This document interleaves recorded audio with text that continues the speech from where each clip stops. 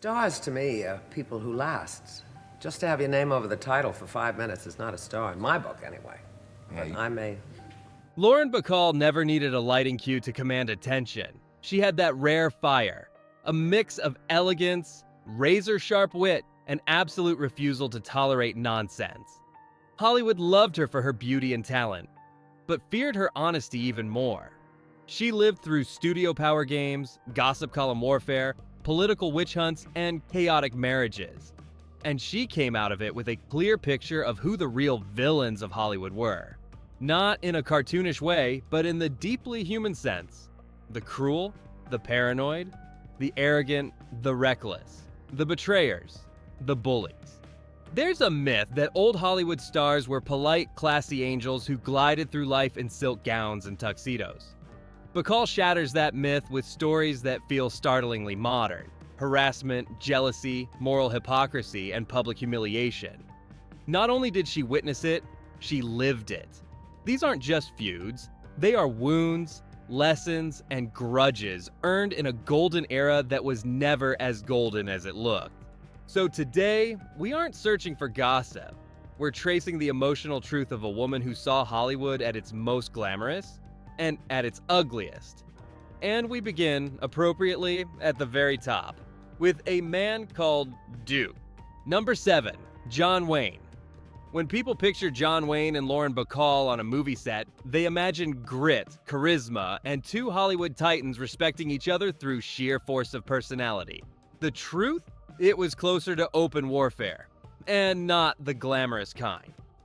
Wayne may have been America's cinematic cowboy, but off-camera he could be crude, loud, and in Bacall's own words, downright disgusting. The worst offense? His constant habit of chewing tobacco and spitting. Not off in the dirt, but right near her feet. Bacall wasn't some shrinking violet ingenue. She had grown up fast in the Hollywood furnace. But even she couldn't ignore a grown man spitting like a saloon bar brawler in the middle of a film set.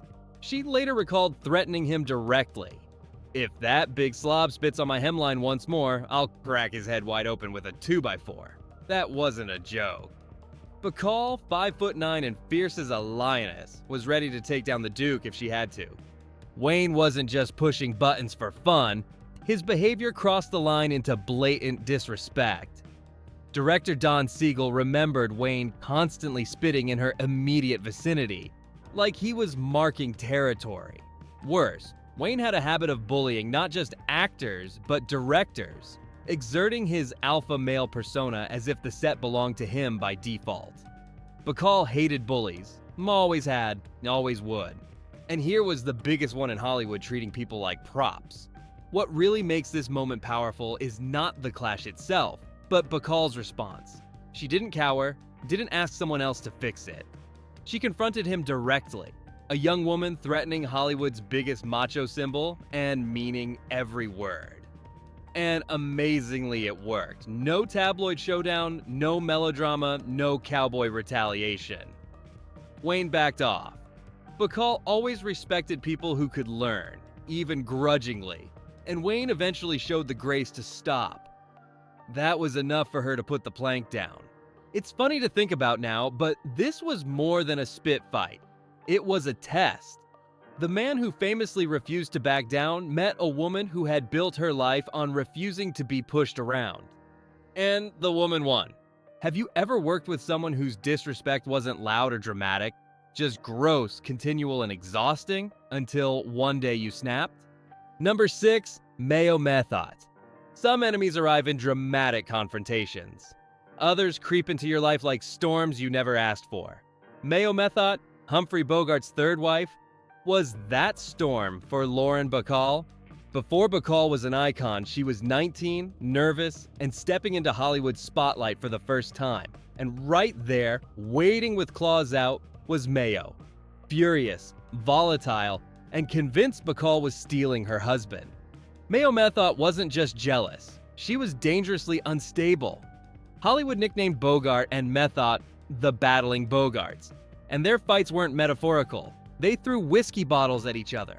They screamed so loudly neighbors could hear through the walls. She once stabbed Bogart in the shoulder during a drunken argument. These weren't rumors. This was the life Bogart lived before Bacall. It was chaos, violence, and rage disguised behind glamorous studio portraits. And into that chaos walked a teenage Lauren Bacall, who suddenly found herself not just becoming a star, but being hunted by a furious, unraveling woman. Method showed up on set, stalking around like a hawk trying to catch them alone together. She barged into parties, insulted Bacall in front of others, once even reportedly waving a gun in a drunken rage. Imagine the fear. Being the new girl in town and the wife of your co-star is literally capable of violence. For Bacall, Mayo's evil wasn't cartoon villainy. It was real-life danger, the kind that makes your stomach twist. Method's hatred wasn't professional rivalry, it was personal destruction fueled by desperation, alcoholism, and heartbreak. And while the world often paints Bacall and Bogart as a glamorous love story, the truth is darker. Before there was romance, there was fear. There was a woman spiraling, and Bacall was directly in her path. Method didn't lose Bogart because of Bacall. She lost him because she was drowning in her own demons. But to a young Bacall, facing her rage felt like facing the wrath of Hollywood itself. When Bogart finally left Mayo, Bacall didn't celebrate. She breathed, relieved but shaken. Even years later, she remembered that period with deep unease, an experience that left scars, even if she rarely talked about them. That is absolutely a choice that I made, but I was willing to take chances, which I am and have always been, which is why I'm doing Sweet Bird of Youth, because I believe in taking chances. I believe that you have to find out really what you can do, and that there's only one way to find out, and that's by doing it. And if you fall on your rear, you fall, but at least you found out something, and I think you have to try. I don't believe in playing it safe, you can't do that. Have you ever been blamed for someone else's collapse, dragged into someone's personal war just because you happened to be there? Number 5. Adolphe Menjou. Hollywood feuds aren't always born on sound stages. Sometimes the real battles happen in halls of power, in headlines, and in whispered betrayals. For Lauren Bacall, Adolphe Menjou represented something much darker than personal dislike. He symbolized a moral enemy. Not petty jealousy, not professional rivalry, but ideological treachery during one of Hollywood's ugliest eras, the Red Scare and the Blacklist. To Bacall, Menjou wasn't merely wrong, he was a traitor to the artistic community. While she, Bogart, and dozens of courageous performers stood up to defend freedom of thought and speech, Menjou proudly joined forces with HUAC. He called himself a witch hunter, declaring he'd gladly see suspected communists shipped off to Russia. He didn't just testify, he helped fuel the fear, the paranoia, the silencing of colleagues. Lives were destroyed, careers ended overnight, friendships fractured forever. Bacall wasn't a communist, neither were most of the actors who protested the hearings. What they were, and this mattered deeply to her, were artists who believed in freedom. Freedom to think, to speak, to disagree. To Bacall, that mattered more than fame. She and Bogart traveled to Washington to defend those principles, not because it was easy, but because it was right. Standing next to her, icons like Katharine Hepburn and Judy Garland. This wasn't a fringe fight. It was Hollywood's conscience on trial. And Menjou stood against them. Imagine being in Bacall's shoes, fighting to protect your colleagues, only to see a fellow actor proudly hand over names, destroy reputations, and cheer on government interrogation tactics that felt like something out of a nightmare. Menjou didn't merely collaborate, he gloated. He basked in the spotlight of moral judgment, certain he was the hero of his own story. Bacall never forgot that betrayal. She believed Hollywood should be a family. Flawed, chaotic, but united in the belief that art mattered. Menjou shattered that illusion. He chose fear over loyalty, self-preservation over principle, and in doing so, he revealed an ugliness deeper than any on-set outburst. Evil, in Bacall's eyes, sometimes looked like spite or cruelty. Sometimes, though, it looked like smiling obedience to injustice. To her, Menjou wasn't just an unpleasant colleague. He was a Judas, the kind you don't fight in a film scene, but in the pages of history. Would you risk your career to defend someone's freedom, even if you didn't share their politics? Or would survival win out? Number 4. Hedda Hopper. Some villains don't need weapons. They only need a column, a readership, and a pen sharp enough to slice reputations open. Hedda Hopper was one of those villains. Before she became Hollywood's most feared gossip columnist, she was an actress. Not a great one, not even a memorable one, but she found real power in something more potent than screen presence: scandal. And when Lauren Bacall stepped into the political storm of the late 1940s, Hopper was waiting like a hawk looking for prey. Bacall believed in standing up for what was right. When she joined Humphrey Bogart and others in speaking against the Hollywood blacklist, she expected disagreement, not a public execution. Hopper made it personal. She weaponized patriotism, smearing Bacall and her friends as Reds, naive sympathizers, or even traitors. At a time when one rumor could end a career, Hopper didn't just report. She accused, exaggerated, and incited fear across town. Her column wasn't journalism. It was a loaded gun, and she fired it freely. Hopper's reach was terrifying. A whisper from her became a headline. A headline became public opinion. Directors hesitated, studios panicked, and suddenly actors walked on eggshells around a woman whose greatest talent was destroying reputations. Bacall once reflected that she and the other members of the Committee for the First Amendment had no idea how vicious the backlash would be. They thought they were defending freedom. Hopper painted them as villains, forcing Bogart into a humiliating public retreat from his own convictions. What made Hopper particularly insidious was her certainty. She didn't doubt herself, didn't question the morality of ruining people, didn't pause to wonder if she was hurting innocent lives. She believed she was righteous, a guardian of American values. Bacall saw something chilling in that. Evil isn't always snarling cruelty. Sometimes it's self-righteous destruction disguised as patriotism. Even decades later, Bacall never softened her view. Hopper represented a threat bigger than gossip. She embodied a moment when fear ruled Hollywood and moral courage came at a steep price. Bacall survived that era. Many didn't. And she never forgot the face and hat of the woman who made it harder. Hopper didn't frighten Bacall, not ultimately. But she infuriated her. And in Hollywood, resentment born from injustice tends to linger longer than the brightest spotlight. Have you ever watched someone spread lies or gossip so confidently that people believe them without question? Number 3, Marilyn Monroe. Now here's where the word evil becomes complicated. Because Marilyn Monroe, fragile, luminous, endlessly mythologized, was not evil in Lauren Bacall's eyes. But she was one of the most difficult colleagues Bacall ever worked with. Not malicious, not cruel. Simply someone drowning in her own fear, insecurity, and vulnerability. They worked together on How to Marry a Millionaire, a film whose glossy glamour masked a daily struggle behind the scenes. Marilyn was already a rising star, beloved by audiences but wrestling with paralyzing anxiety. She showed up late, she froze on lines. She stared not at Bacall, but at her acting coach off camera, desperate for approval before she could trust her own performance. Scenes dragged into 10, 15 takes, not because Marilyn didn't care, but because she cared too much and couldn't trust herself. Bacall was not amused at first. She was sharp, professional, raised by Bogart and old Hollywood discipline. Monroe's habits tested her patience.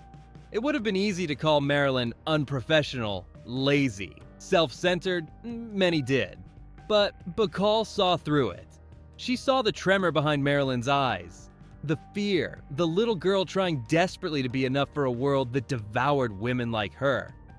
She later said she had no meanness in her, no bitchery. That's the key. Marilyn wasn't wicked. She was wounded. Bacall and Betty Grable eventually made a pact.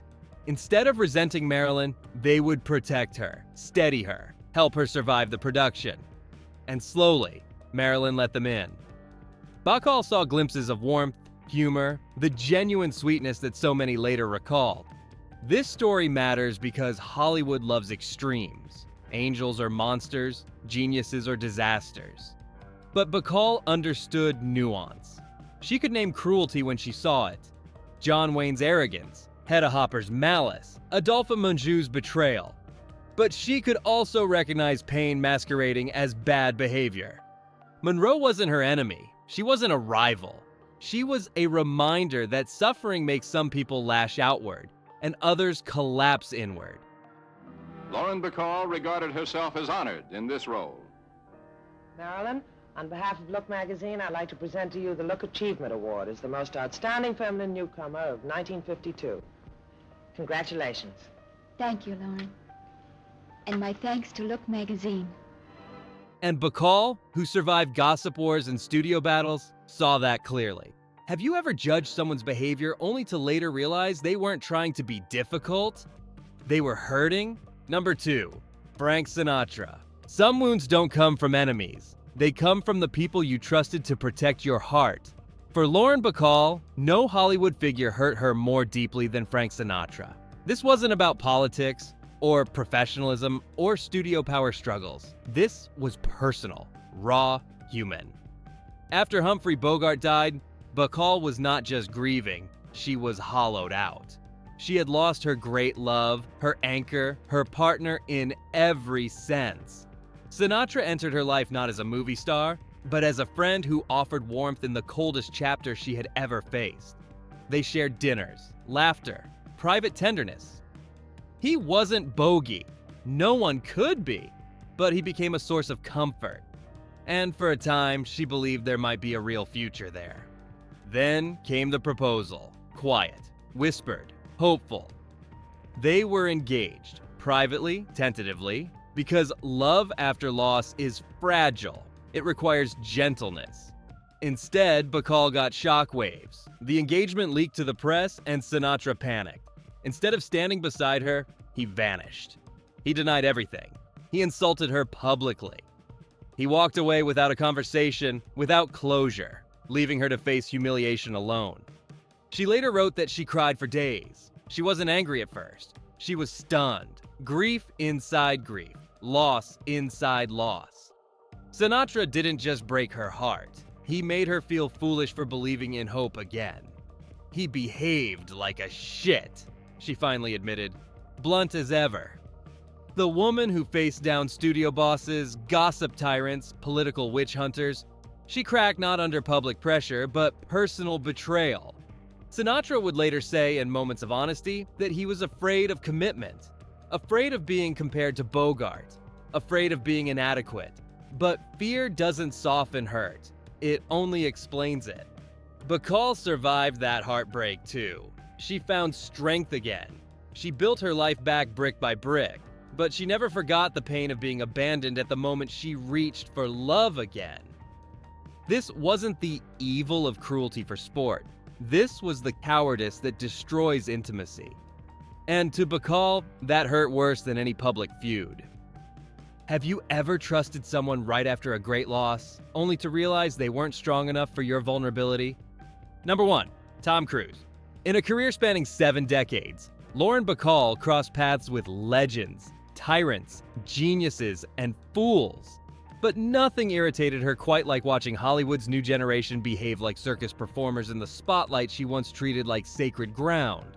And at the top of that list, Tom Cruise. To Bacall, Cruise wasn't evil in the way Hedda Hopper was vicious, or Adolphe Menjou was morally traitorous. His evil was different. It was vulgarity. A loud, overpolished, hyperactive brand of celebrity that felt like the opposite of dignity. Remember, Bacall came from an era when glamour meant restraint, when mystery mattered, when actors didn't turn their private lives into tabloid parades. Then Tom Cruise jumped on Oprah's couch in front of millions. She didn't just roll her eyes, she called it out. Tom Cruise is a maniac, she said bluntly. I can't understand the way he conducts his life. And she wasn't talking about religion or gossip. She was talking about performance, behavior, standards. To Bacall, acting was a craft, not a cheerleading routine. She believed stars had a responsibility to the industry they represented, to hold on to grace, to protect the dignity of the profession. Cruise, in her view, treated stardom like an amusement ride. Her criticism wasn't random. She had just worked with Nicole Kidman on Dogville, and she'd seen firsthand how much pain Kidman carried after her marriage to Cruise fell apart. Bacall wasn't just speaking as a critic of celebrity culture. She was speaking as a friend defending another woman who seemed wounded and adrift. She also felt Cruise's fame had outpaced his craft. In one interview, she pointed to actors like Johnny Depp and Sean Penn as examples of true artistic growth, implying Cruise was a flashy brand instead of a deep performer. Was it harsh? Absolutely. But Bacall had never believed in soft opinions. She came from a world where honesty was a form of respect, and where false grandeur deserved to be punctured.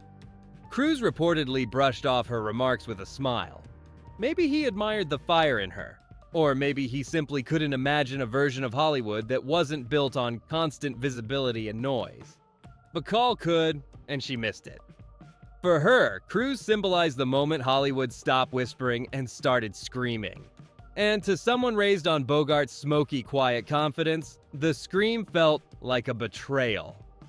Do you think modern fame rewards talent or spectacle? Lauren Bacall never set out to be Hollywood's judge, jury, or executioner. She simply refused to pretend. In a town built on facades and carefully polished smiles that made her dangerous and unforgettable. She survived power plays, smear campaigns, jealous spouses, fragile co-stars, and public heartbreak. Yet she carried herself with the same fierce elegance whether she was 19 on her first set or 89 giving interviews that still made headlines. Looking back at her so-called most evil encounters, a truth emerges. Bacall didn't hate lightly. She didn't waste energy on petty grudges or artistic differences. The people who earned her disdain, Wayne, Method Manju, Hopper, Sinatra, Cruise, earned it through actions that violated something she believed in deeply: respect. Respect for people, for art, for truth, for dignity. So what do we learn from her list? Not that Hollywood was filled with villains, but that being brilliant doesn't make you kind. Fame doesn't make you noble. And sometimes the real power in a glamorous world isn't in smiling. It's in refusing to smile when something is wrong. If Bacall were here now, she might raise an eyebrow, offer a dry remark, and say, "At least I told the truth." And really, isn't that legacy more powerful than any movie poster? Which moment surprised you the most? And do you think Hollywood today still has anyone with her kind of fearless honesty?